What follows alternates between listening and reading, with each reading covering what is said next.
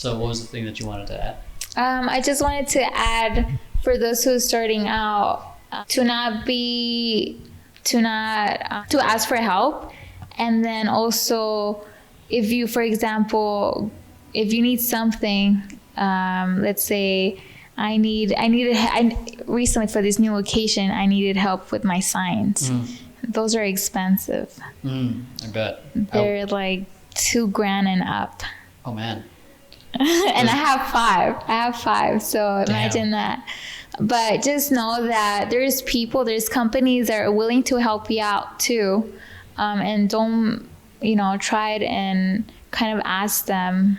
So one of the things that I did, I kind of, with this company who helped me out with my sign, I was like, hey, I don't have that much money. I just started. Is there a way to help me out in payments and things like that? Yeah. And they said, yeah. Oh, wow. So if you do things like that, be willing to ask. Willing to ask. And those people who really, see something in you or have the potential, like they'll be willing to help you out. Especially because at one point it reminded them of, when they started. Yeah, they were in the same shoes at one point. Yeah.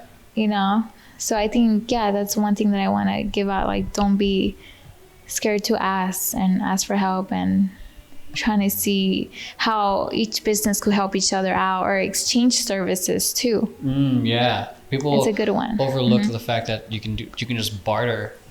Yeah. Like for, an exchange, because people always think it's about the dollar bills or you got to exchange money for a service. Yeah, but no. if you can find a way to it's all about finding a way to create a win-win.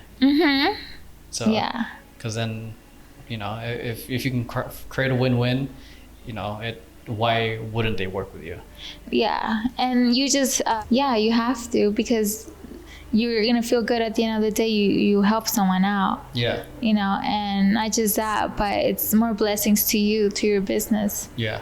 And another thing is you just want to stay humble with it, even though as a business owner, I try and stay humble about things. Yeah, it's easy to be like, I'm a business owner. Yeah, I'm a business owner. Then expenses come. Shit, I'm a business owner.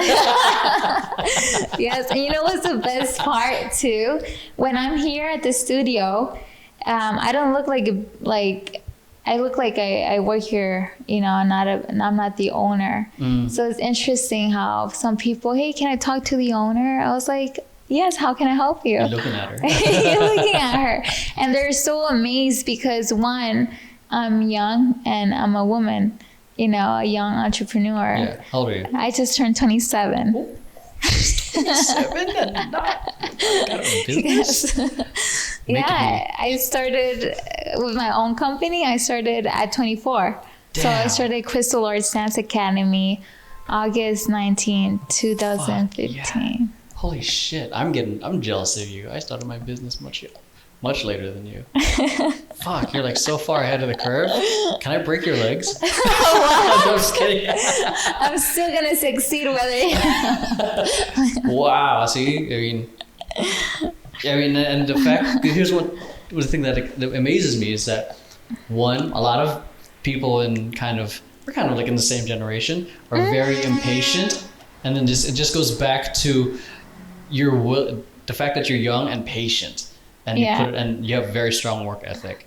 And I think those are elements that a lot of people lack, especially being young. Especially like when they're 20s. I don't know if you see it on Instagram, but there's a whole like memes that are like talking about having to make it at a certain age. You know what I mean? Like, by 21 I have to have this happen. By 30 I have to have this happen. There's like a lot of pressure, societal pressure mainly. Like you have to be financially independent by 24 or something like that. So, and I think the fact that you were patient, you accepted that this is going to be a long game, it kind of just fell into place, so to speak. Yeah, it did. Versus people, because you said it earlier, don't force the issue. Like people who rush they are forced the issue, push the result further away. Yeah. So. I agree with that. Yeah. 27, dude? I'm jealous as fuck, dude. Yeah. What was I doing at 27? Huh? I'm trying to figure out What were you what I was doing at 27? figuring out my life. Well, you know what? It's everyone has their own time, and there's times where something has to happen in your life to make that change. I feel like, or sometimes someone gets it sooner, or it takes them longer, but it doesn't mean that you're not gonna get there. Yeah, people get caught up with comparison. They're like, oh, such and such is already buying a house, such and such is getting married, and I'm like, and then I was talking about this in a previous podcast, like, it's everyone has their own timing. Yeah, definitely. And for me, it was like I want my own dance studio first before I even move out. Wow. Because I do want my own place, but it's like I'd rather have my own dance studio. That's fucking cool. You were like so set on this vision, it like manifested. Yeah, and it's crazy, but it works. Yeah. I love it. It brings me alive, Yeah.